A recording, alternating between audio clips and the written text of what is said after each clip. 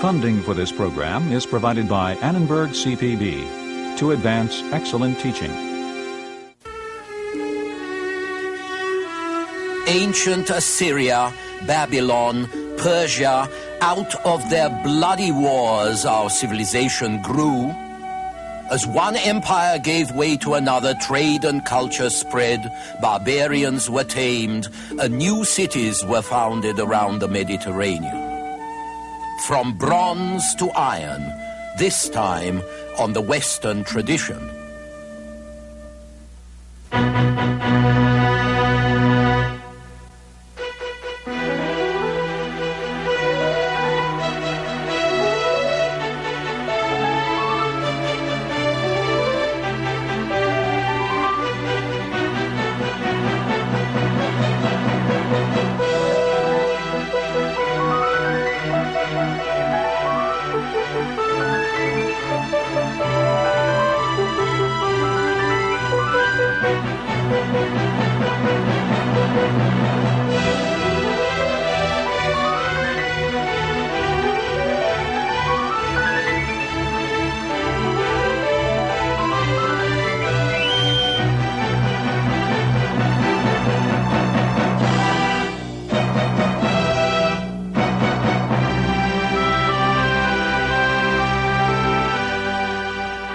And now UCLA professor Eugen Weber's continuing journey through the history of Western civilization.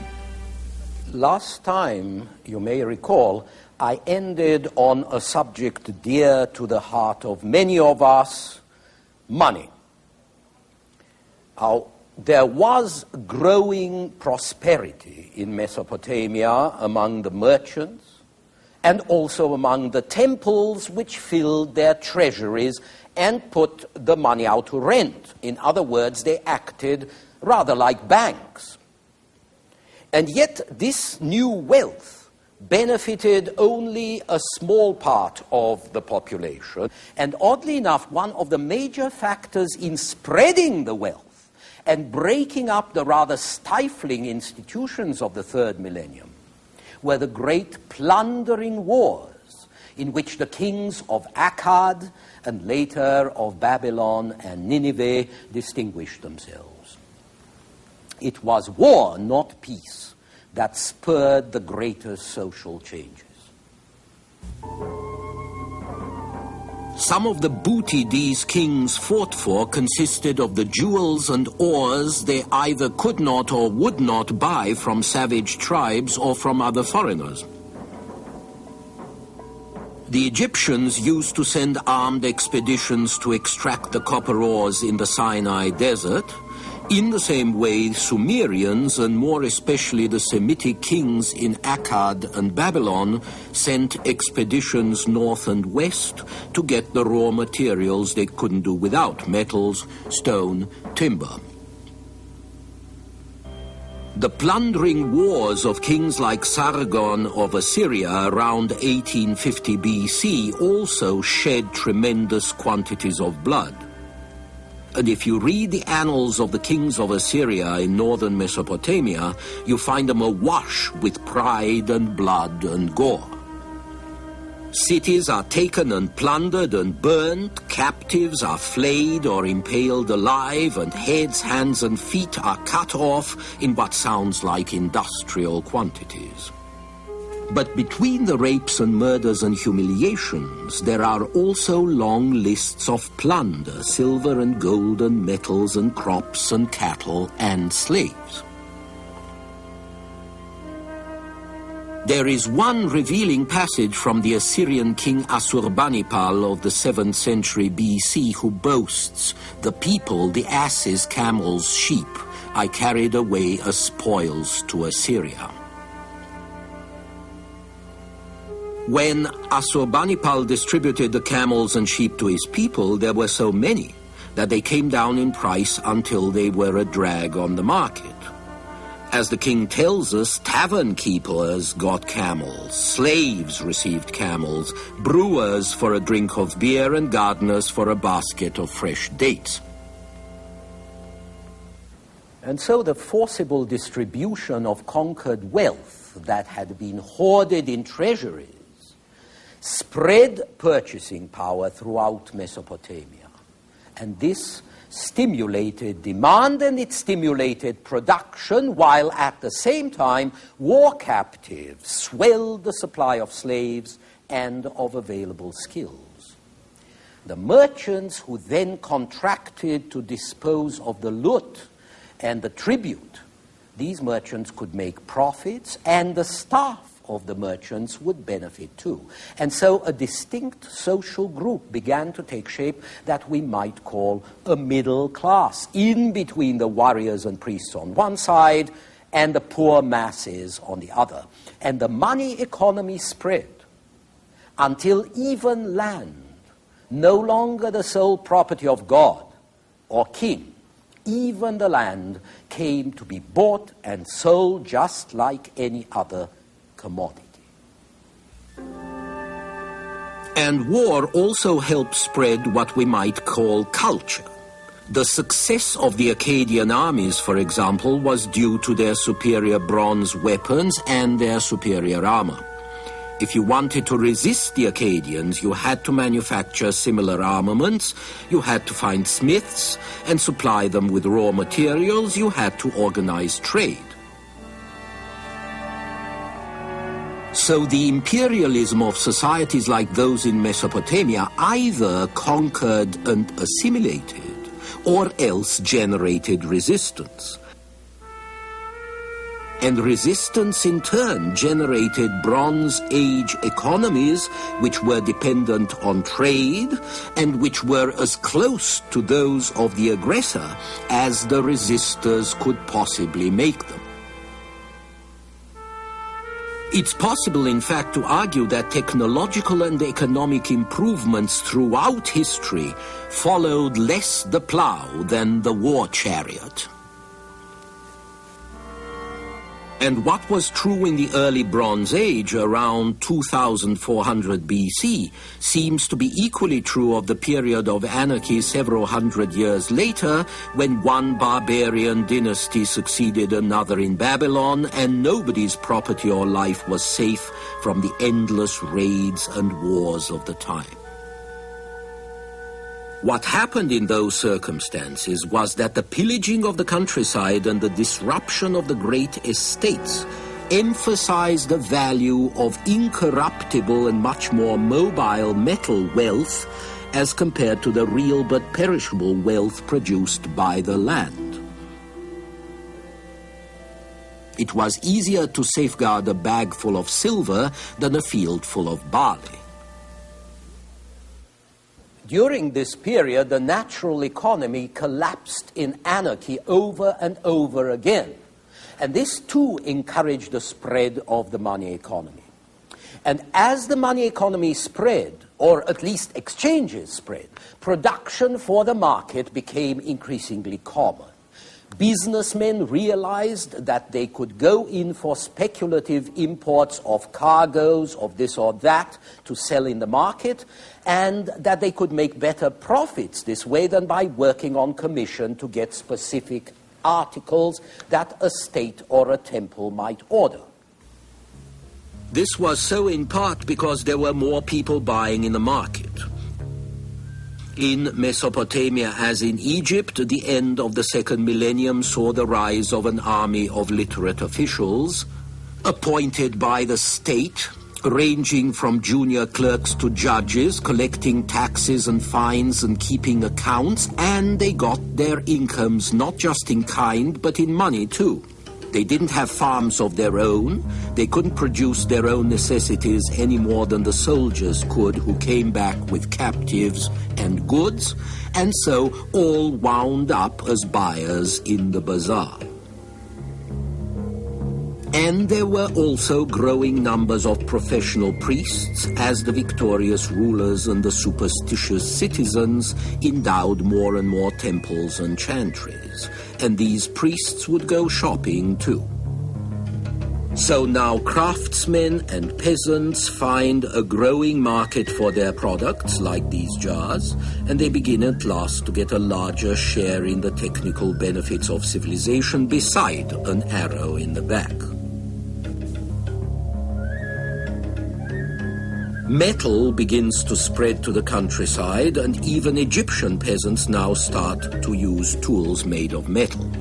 Around 15 or 1600 BC, iron was so rare that it was worth twice as much as gold. After 1200 BC, when they learned how to harden iron by carburation, it becomes increasingly affordable, and it provides better cutting tools, whether for shearing wool or castrating animals or humans. Because iron is cheaper to produce and more readily available than bronze, it democratizes agriculture and industry until around 800 or 900 BC. Cheap iron perfects the process that economic imperialism had started 1,000 years before. The peasants could finally afford iron axes and plowshares. The common artisan could own his own toolkit and be independent of temples or patrons. And the commoner could use iron weapons and meet Bronze Age knights like this one on better terms. Which also means that iron democratizes warfare. Poor and backward barbarians could now challenge the armies of civilized states, which until then possessed a monopoly of bronze armaments. So once again, the interaction between war and technology becomes manifest. The Bronze Age collapses around the end of the second millennium, and we see the rise of great military empires which are able to fulfill the aims of earlier Mesopotamian powers by gathering in all the lands and the products that their poor native economies might need. And next, we get several centuries of blood and gore and chaos about which we can speak calmly because we weren't there. And then, when we look again, we find that things have moved forward once more. Between about 1500 BC, the zone of literate urban society had expanded far more than it had grown in the 15 centuries of the Bronze Age. The change was largely due to the great empires of Assyria and Neo-Babylon and Persia. Each of these empires unified tremendous territories under their rule, and even though they did this at frightful cost in human lives and wealth, the political unification they imposed promoted intercourse on an unprecedented scale over a wider area than ever before. As armies and slaves and skilled workers and traders moved all over these vast areas, they developed a lingua franca, a common speech, so they could make themselves understood wherever they went. It was a Syrian language from the region around Damascus, and it was called Aramaic.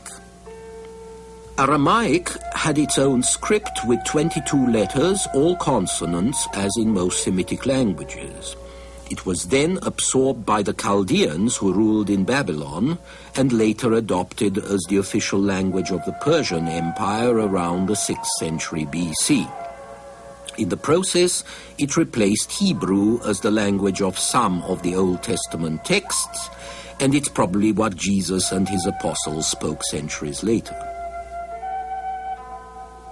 The Assyrians, and still more the Persians, also built post roads to collect tribute more effectively, and these roads were used by soldiers and officials and couriers and merchants. By the 5th century BC, even people of modest means like Herodotus, the first professional travel writer, could afford to tour the backlands of Asia. The Assyrians and their Neo-Babylonian heirs were also forcibly transporting whole communities from one end of their empire to the other to make them less dangerous by getting them away from home. One unintended result of this was a very thorough pooling of peoples, which made the big cities thoroughly cosmopolitan. The Assyrians brought disaster to, among other peoples, the Hebrews, who may have come from Ur in Mesopotamia, but who eventually settled to the west in Canaan by way of Egypt. The Hebrews established two kingdoms in Canaan. One was called Judah, with its capital at Jerusalem, and the other called Israel to the north. This northern kingdom was destroyed by the Assyrians in 722 BC. The Old Testament's book of Isaiah, which was probably written shortly after, describes what it must have been like. Your country lies desolate.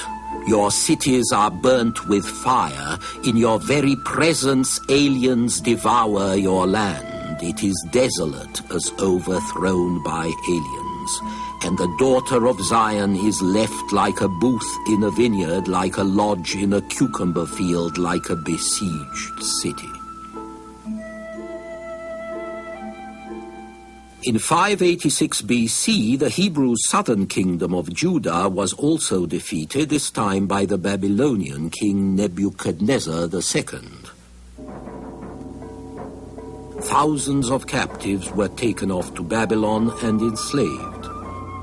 But the Hebrews were not the only people to be moved about in this way, and there were also many members of subject communities who were recruited for service in the imperial armies.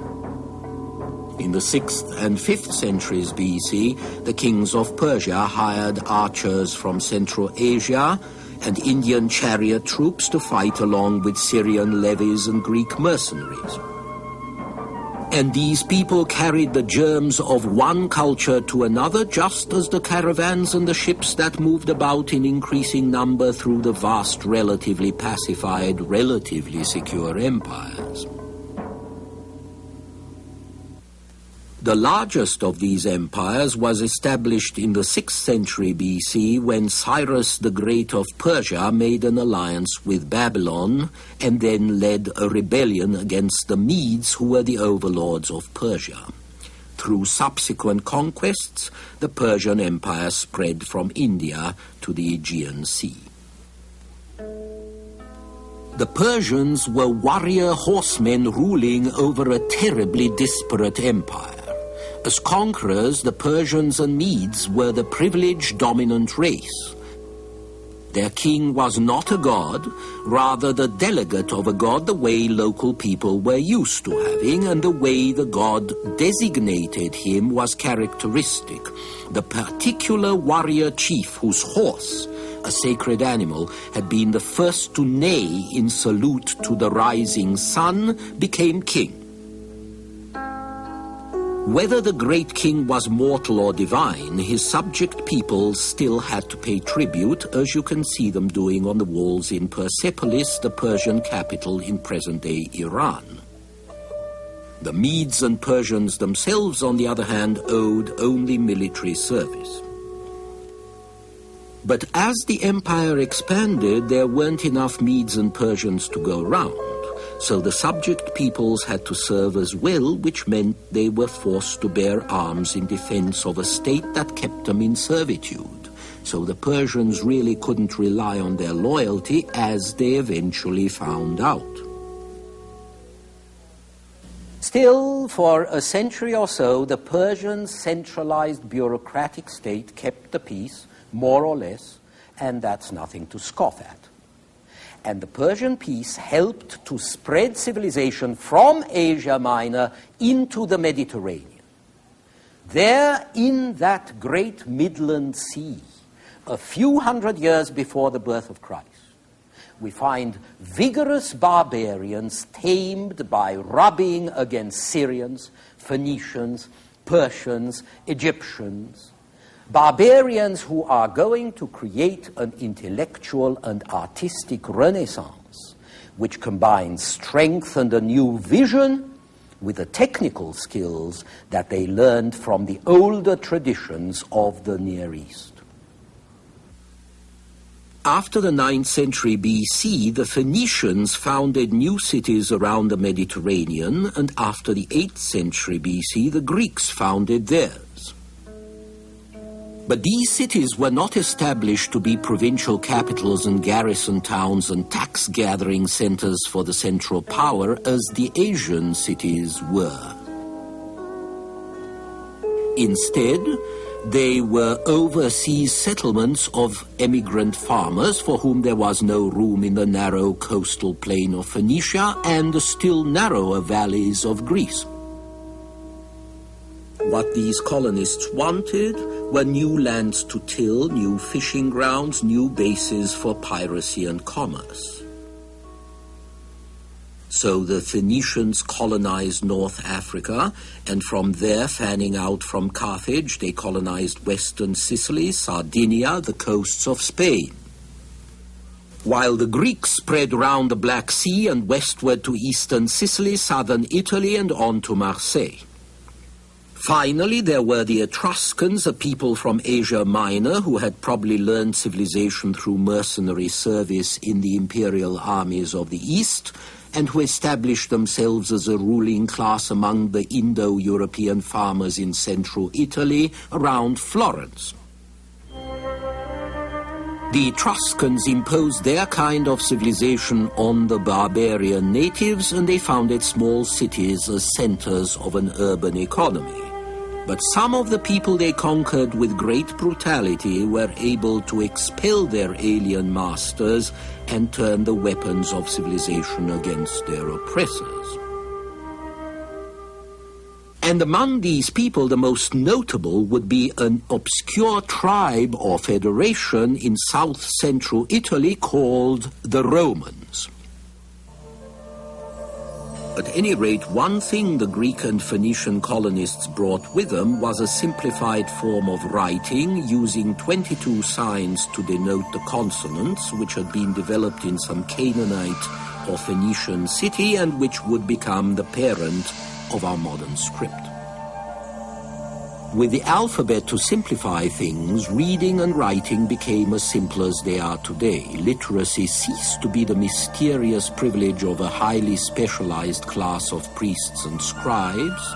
Administrators, engineers, medical men, merchants, even some soldiers were learning to read and write. By the 7th century BC, common mercenary soldiers, both Greek and Phoenician, were educated enough to scribble graffiti on their helmets. The Greeks then took this Phoenician script, converted some of the signs for peculiarly Semitic consonants, and invented a few more signs to express in Greek the vowel sounds that the Semites had ignored, but that you need in Indo-European languages. And it was apparently from Greek colonists in Italy that the Etruscans, and hence the Romans, learned how to read and write.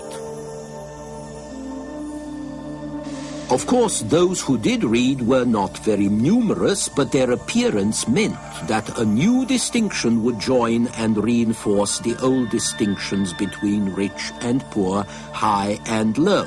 Literacy created a barrier which has persisted ever since between the educated and the uneducated sections of society. But literacy also provided a means of communication that could last through time, a means of communication which not only stabilized culture, but also allowed it to accumulate and grow by compound interest, because knowledge was no longer condemned to die with those who held it, or at best to be passed on, garbled by word of mouth.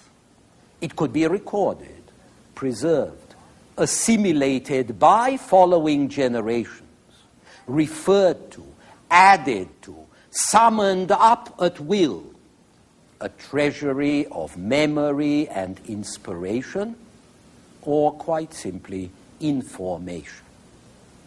So here you have the beginnings of our world in the Middle East and in the Mediterranean. If you are looking for origins, You might say that our culture, our Western culture, is an Asian culture, and that the Western tradition has its roots in that great dust heap of history that runs from the Black Sea to the Persian Gulf, a dark and bloody ground that we never cease to recreate in our gods, in our wars, in our restlessness, but also in our inventiveness and enterprise and expansionism. And this is even truer of the Mediterranean, which is a kind of liquid history, around whose shores the old traditions were transmuted, and from whose shores they have irrigated the entire Western world, as we shall see in the programs ahead.